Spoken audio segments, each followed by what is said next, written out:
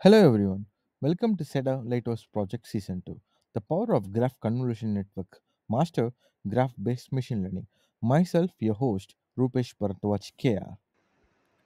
So we are in week 4 and class 8, Large Language Model Integration with Neo4J. In this class, which is going to be like a blend of both lecture and a working session. In a working session, we will be discussing a bit more about how to link Langchain with Neo4J.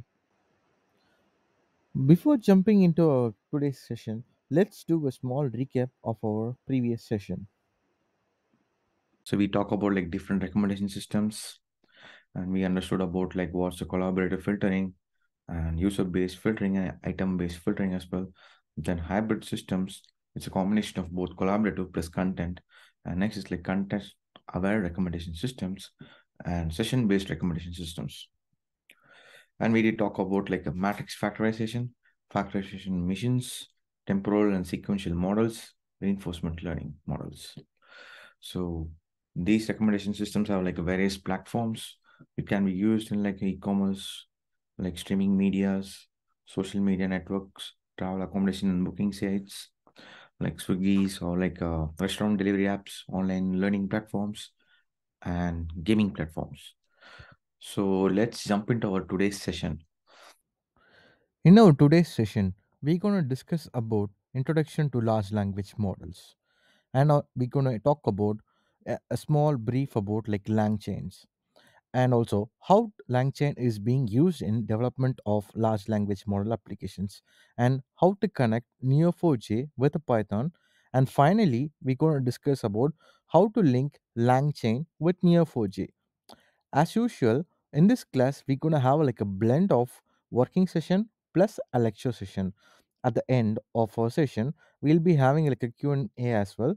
So where you can ask me any questions and doubts. And in meantime, also if you have any doubts, please do stop me and ask me at any time.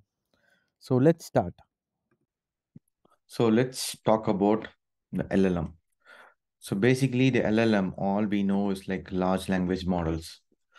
So it's a type of like artificial intelligence model that is which has been trained in like a large amounts of text data to understand and like mimic the human level conversations and to understand our like context what we're speaking and the generating the coherent and it understands like contextually relevant text of information and then it performs various natural learning processes.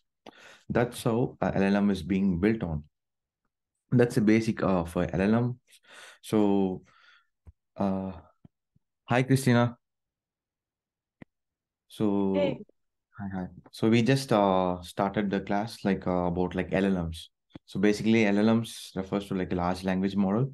It's a part of like artificial intelligence model, which is trained on like a large chunk of textual data so that it can like understand the human language well and for basically for like text generation, text summarization, and like a basic set of classification systems and everything.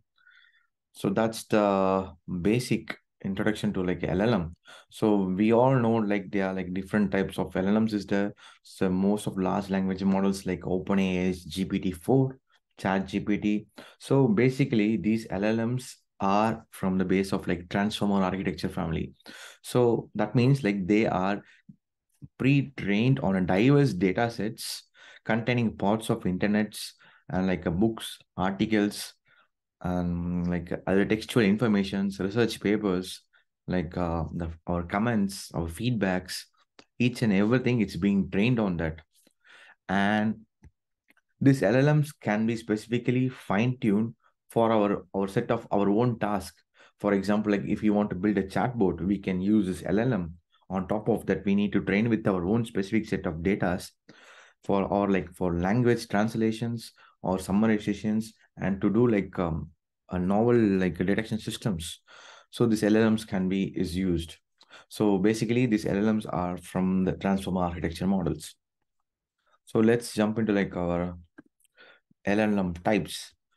So they are like as we are aware, like LLMs, they are like different types of LLMs available in the currently in the market. So let's go with one by one. So let's start with OpenAI. So OpenAI is one of the biggest like transformer models which they have. That's called like a generative pre-trained transformer. That's called GPT. So we are currently using a GPT version 4. So it's being currently used for like an API access only and for premium chat GPT users. And then we have like a chat GPT 3, like a GPT 3.5, 3 we have, GPT 2, GPT 1 also we have. So, and this is the this belongs to like OpenAI, and another one called like a BERT. So it's like a bidirectional encoder representation from transformers. It's been developed by like a Google. So BERT is designed for natural language understanding tasks. It considers the context of words in both directions, improving its understanding of context in sentences. And there's also like another algorithm called XLNet. It's been released by Google and with combination with Carnegie Mellon University. So XLNet is extension of transformer model, which can incorporate the elements of auto-regressive and auto-encoding language modeling.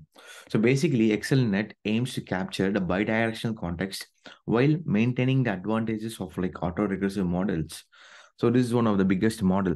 And like Google recently released is like a Palm E. So it's been trained using like 526 billion parameters.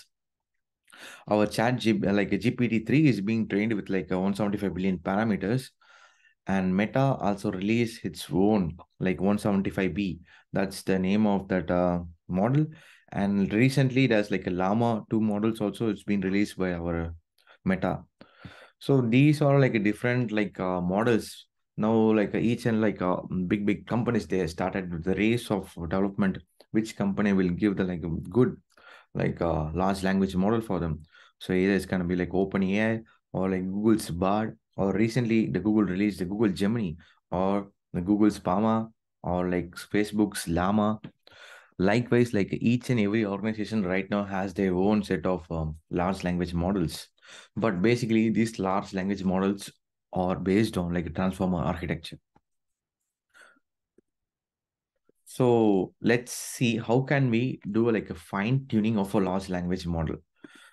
So the important step for large language model, we already have a set of large language models like GPT-4, 3, 2, and Pama, Llama, and Google Bard or Google Gemini. Each and everything is there. So we will be having a set of, it can understand our text and contextual information. It can give us back the information. But we can't use this for our like specific set of task, for our personal task or like the specific organization specific task. We can't use the like overall this LLM. So now the LLM should be done using like a fine tuning. The fine tuning is a set of like steps where we'll be feeding our own set of data to the LLM models, and we'll be doing like a specific like text of task we gonna allocate for that LLM large language models, and then we're gonna tune the architecture of that model, and then we're gonna train and evaluate, and finally with that the saved model we're gonna deploy that. So this is a overview and architecture of a fine tuning of a LLM. So in our case, we we won't be doing like a fine tuning, but I'm going to give like insights of what's a fine tuning and how it's being basically done. So let's jump into our fine tuning process. So like as I said earlier, fine tuning is like a particular for particular applications based on their own set of tasks or like a priorities.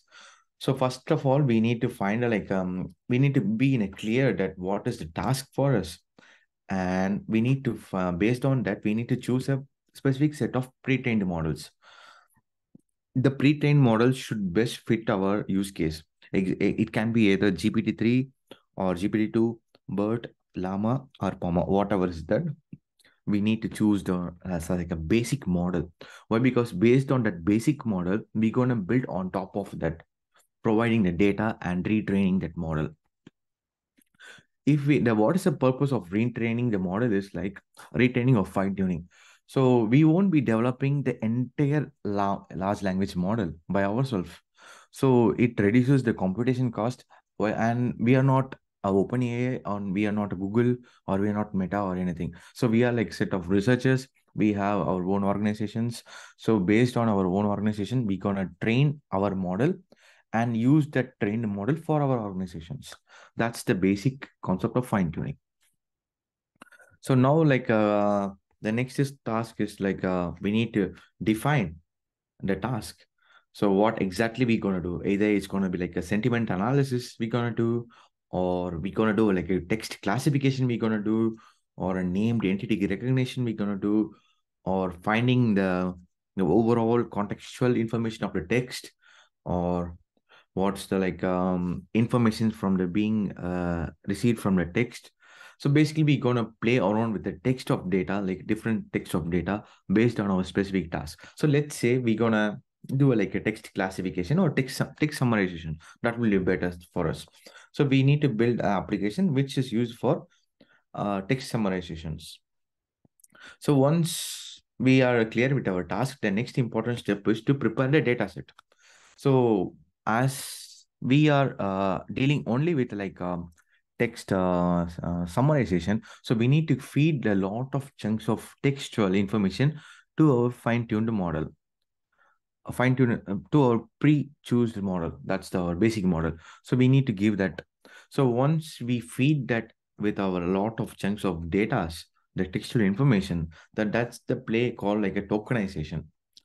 So basically, the tokenization, we it's a part where like we'll be applying to the entire data set.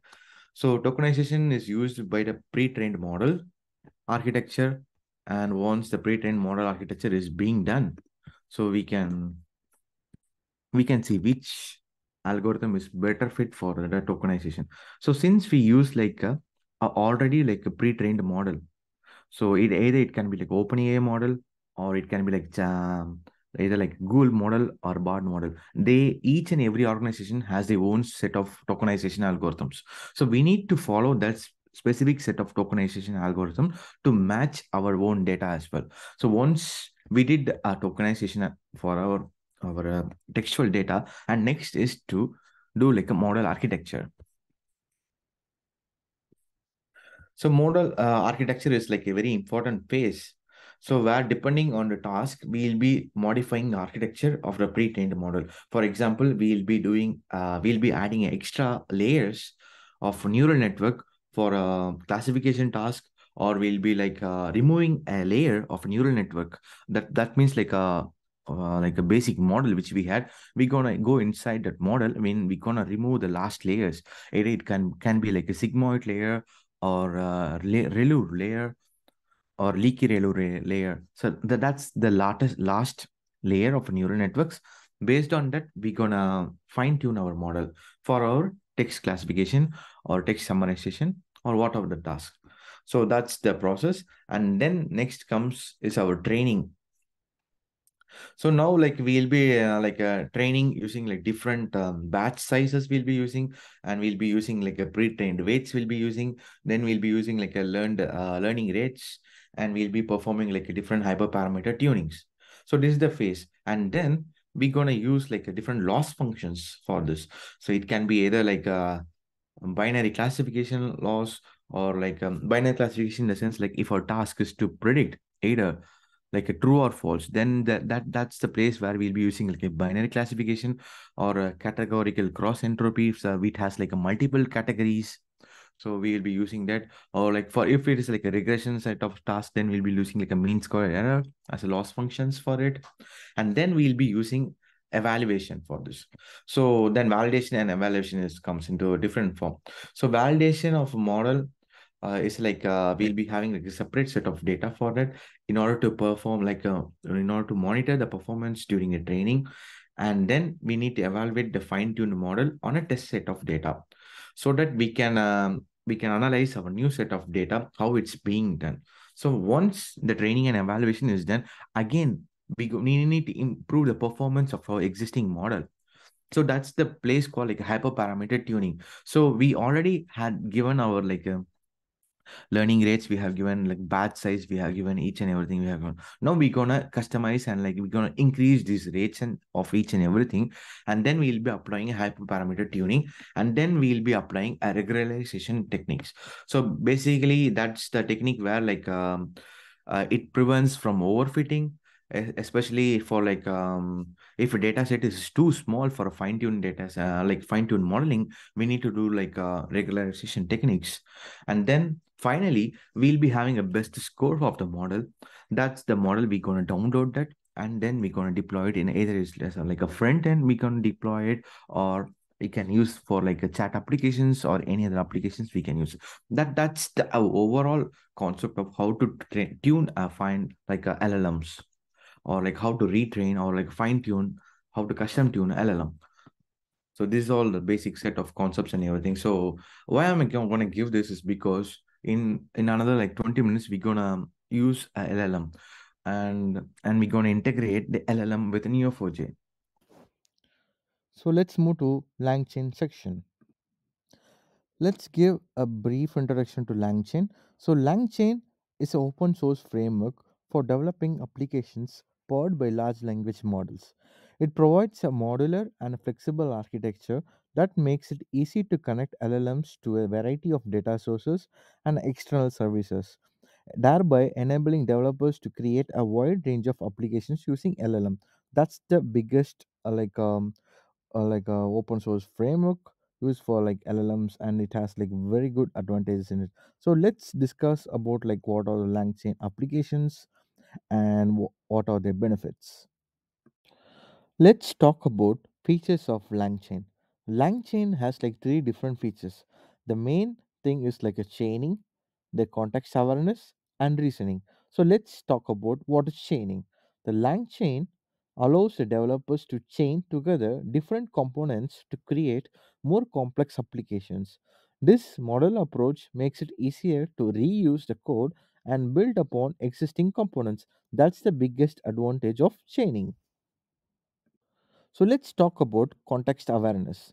The long chain supports the use of context to provide additional information to LLMs, which can improve the response and make the decision process. This context can come from various sources such as prompts, few short examples, or external data. And finally, let's talk about reasoning. The Langchain enables LLMs to reason about the provided context and generate more informed and nuanced responses. This capability is particularly useful for tasks like question answering, summarization, and chatbot interactions.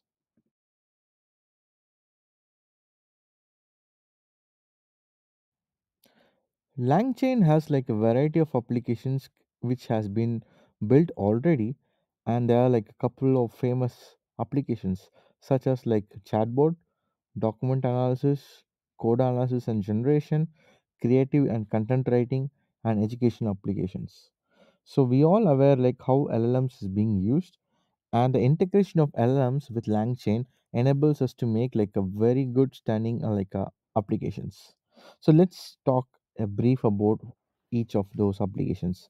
So as you are aware about like chatbots, the LangChain can be used to develop sophisticated chatbots that can engage in natural conversations, providing customer support and even offer personalized recommendation system.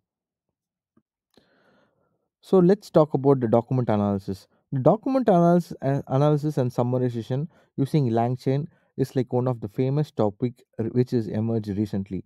So we all aware about like RAGs. So RAG means like retrieval augmented generations, where we will be uploading a document, and based upon the document we will be querying in the document and we retrieving the informations from the document.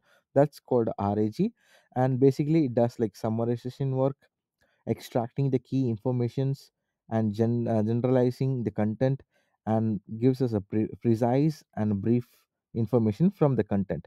And the document analysis can be done with like variety of data types such as like PDFs, text, and image, and also the CSV files or like any tabular files as well. So Langchain is also used for code analysis and generation, which can be leveraged to analyze code, identify potential errors, and even generate code snippets.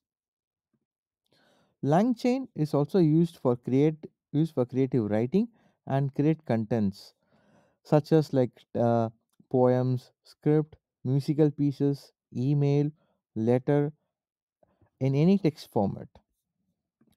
Langchain is also used in external education applications by integrating with the personalized dashboard with them, and also to understand the students' behavior pattern in terms of marking and prediction. Let's talk about benefits of Langchain. The Langchain has several different benefits. So let's talk about reduced development effort. The reduced development effort simplifies the process of developing large language model powered applications by providing a standardized framework and reusable components.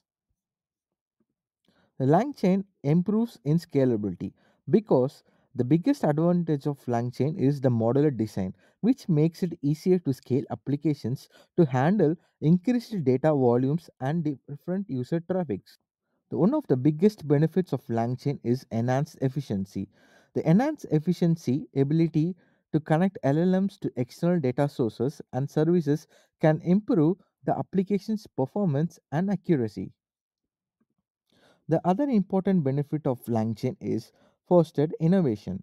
The Langchain provides a platform for developers to experiment with new LLM based applications and push the boundaries of what it's not possible. So that's a small introduction about Langchains, their applications, and the benefits. So let's get our hands dirty in in development of like a bot using Langchain and integrating with Neo4j. So for that, we will require a Python driver and then connecting with Neo4j package. So once we connected with a Neo4j package, our next important step is to connect with OpenAI GPT-4 access. So which is an API based access. So for that we need to purchase it from like OpenAI website. So I understand that most of us will not be having a like OpenAI packs, API access, but I would suggest you to get a OpenAI access so that this the project becomes very useful and meaningful to us. So I'm going to create the breakout rooms for you now, and then we will be discussing in each and everything in detail.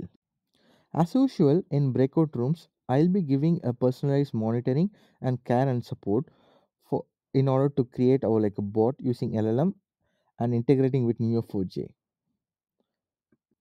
Thank you guys, and let's jump into our breakout rooms and start with our implementation step.